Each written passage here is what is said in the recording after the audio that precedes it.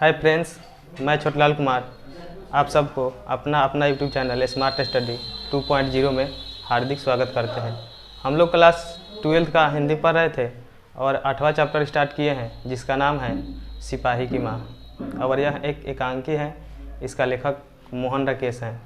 तो इससे पहले हम 2 वीडियो अपलोड कर चुके हैं, जिसमें एक में इसका सारांश बताए हैं और दूसरा वीडियो में इसमें का 5 ठो क्वेश्चन बताए हैं। अगर आप नहीं देखे हैं तो इस वीडियो के डिस्क्रिप्शन में हम उसका लिंक दे देंगे, आप जाकर पहले वहां से उस वीडियो को देख लीजिएगा तो अधिक से अधिक समझ में आएगा। आज हम लोग इस वीडियो में 6ठा क्वेश्चन की ओर बढ़ेंगे। तो चलिए देखते हैं 6ठा क्वेश्चन। 6ठा क्वेश्चन है कि एकांकी और नाटक में क्या अंतर है। यानी कि यह एक एकांकी है, नाटक भी होता है, भाषण भी होता है, कविता भी होता है, कहानी भी होता है। तो इसमें यही क्वेश्चन 6ठा नंबर पूछा गया है कि एकांकी और नाटक में क्या अंतर है और इसको संक्षेप में समझाना है। तो इसका उत्तर आप लोग लिख सकते हैं कि एकांकी में चरित्र पूर्णतः विकसित रूप में दिखाया जाता है। यानी जो भी एकांकी होता है उसमें जो चरित्र होता है, जिस पर आधारित कहानी होता है, उसको पूर्णतः रूप में दिखाया जाता है।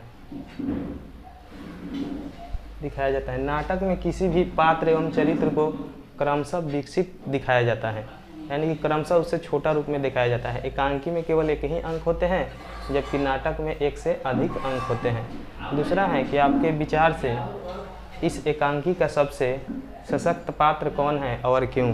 यानी कि इस एकांकी में, सिपाही की माँ एकांकी में 7वां नंबर क्वेश्चन पूछ रहा है कि आपके नज़र में इसमें का जो सबसे प्रमुख पात्र हैं वह कौन है और आखिर क्यों है।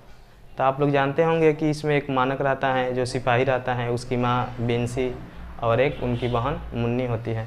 तो बिंसी जो है उन्हीं को हम लोग नायक के रूप में देख सकते हैं, क्योंकि बिंसी का बहुत रोल इसमें है। जैसे कि वह दूसरों के प्रति दया है, ममता है, वह मानक और अन्य सिपाहियों के प्रति भी उसके दिल में उतना ही भावना है।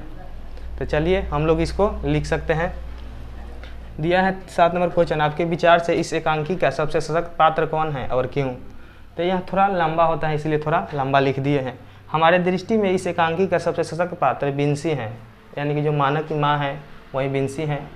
यह बात एकांकी के शीर्षक से भी स्पर्श होता है, यानी कि इस एकांकी को पढ़ने के बाद भी यही स्पर्श होता है कि जो बिंसी हैं वही इस एकांकी की नायिका है। इस एकांकी में बिंसी समाज के अच्छे संदेश देती है। एक सच्चे देशभक्त के माँ होने के साथ साथ विषम परिस्थितियों से लड़ने का भी संदेश देती हैं। वे गरीबी स्थिति में भी अपने परिवार का पालन पोषण अच्छे तरीके से करती है। इस कलुष समाज, कलुष का मतलब होता है गंदा, इस कलुष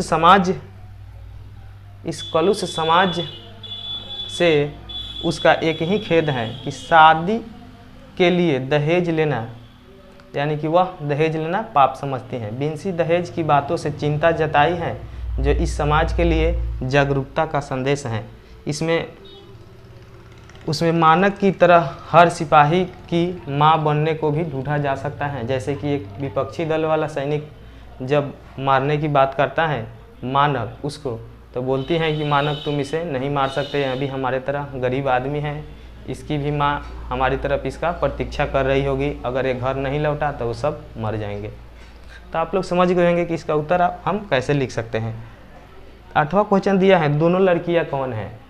तो इस एकांकी में हम बताए थे कि जो मानक हैं वह बर्मा देश में लड़ने के लिए गया है और वहाँ बहुत ज़्यादा मार काट होता है, इसलिए वहाँ से 2 लड़कियाँ लगभग 15-17 दिन तक जंगल के रास्ते होते हुए यहाँ हमारे देश भारत में आई थी, और जो बिंसी है उसके गांव में भिक्षा मांगकर इस तरह अपना पालन पोषण कर रही थी।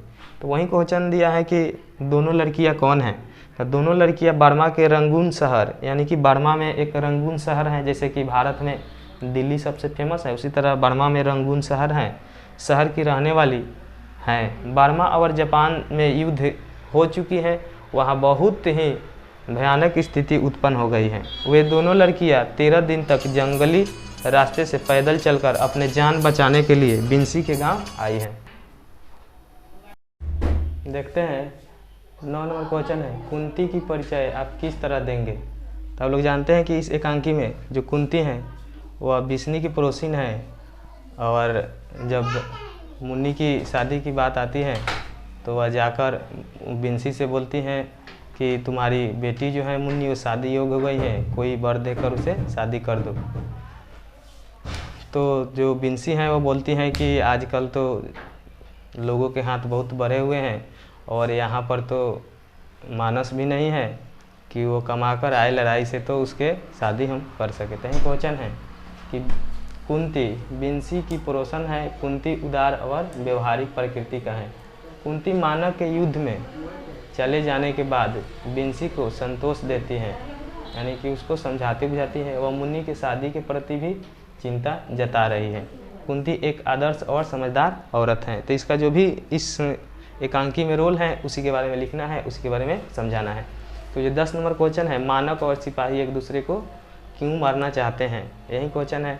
तो आप लोग जानते होंगे कोई भी जो सैनिक होता है वो अपने देश का प्रतिनिधित्व करता है, और विपक्षी देश का जो भी सैनिक है वह उसका दुश्मन होता है, इसलिए वह उसको मारना चाहता है।